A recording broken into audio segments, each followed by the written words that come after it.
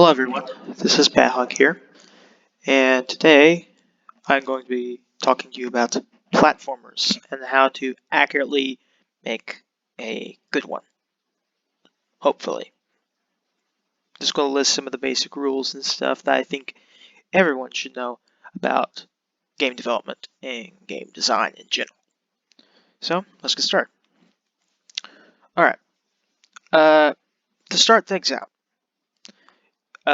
to begin the process of learning about platformers and things of this sort, I would recommend Sonic the Hedgehog, Mega Man X, literally any of them, and Cuphead. Sonic will teach you the ropes. Mega Man X will show you how to work with interesting level designs and how you could implement weapons and stuff like that. And then Cuphead will teach you how to make a game fair yet challenging. Right, a good asset, Unity. Now listen, Unity is my go-to video game creator because it's easy to use, it's free. A lot of top game developers use it. Super Monkey Ball actually was made through that, which is a game I personally adore. And also probably a bunch of other games that you know. Also Cuphead, actually. Should have stayed that off first. Level mapping. Level mapping, if you are making a platformer, is integral to the actual game. Let's say that you are making a platformer with two-player functionality. If you're having a two-player game, you have to compensate for all players. If you do 2, you do 4, you got to make it a little bit wider for one thing. And you also have to make sure every character can get through at the same rate and that you're not having any characters having trouble getting through. So that's why I always say test your level mapping. It is always a good idea to test your level mapping. Don't just test it yourself though. Have other people test it.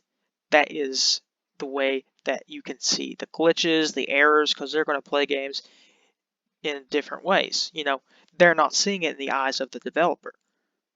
They might see a way to get past it that you might not even thought of that makes the game over way too easy.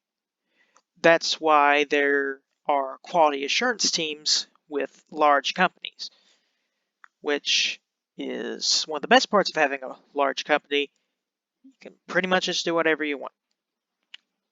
But this is an integral part of the levels. All right, theme. You're going to want to have a strong theme when you start even planning your game.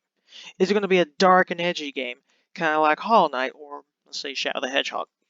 Or a fun, happy game like Kirby Star Allies, which is also integral to the actual gameplay.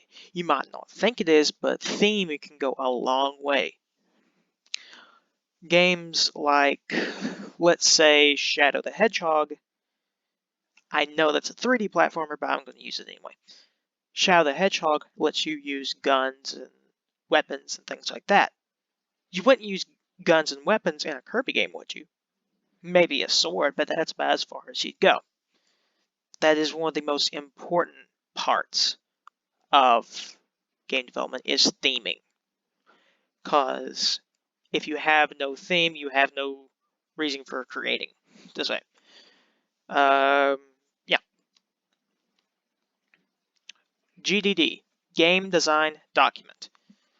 One of the biggest things that you'll want to look back on when you are looking at how to improve your game is a game design document.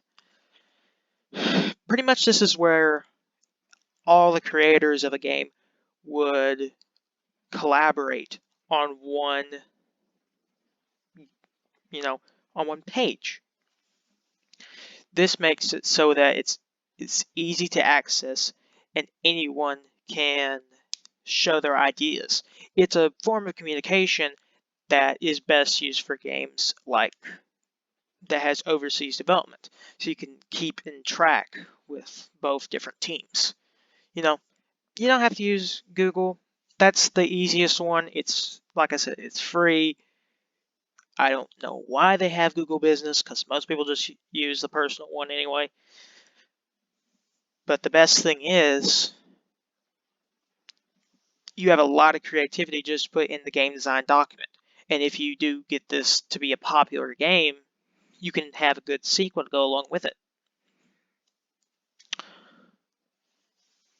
So, yeah, this is the end of part 1. I will see you later with part 2.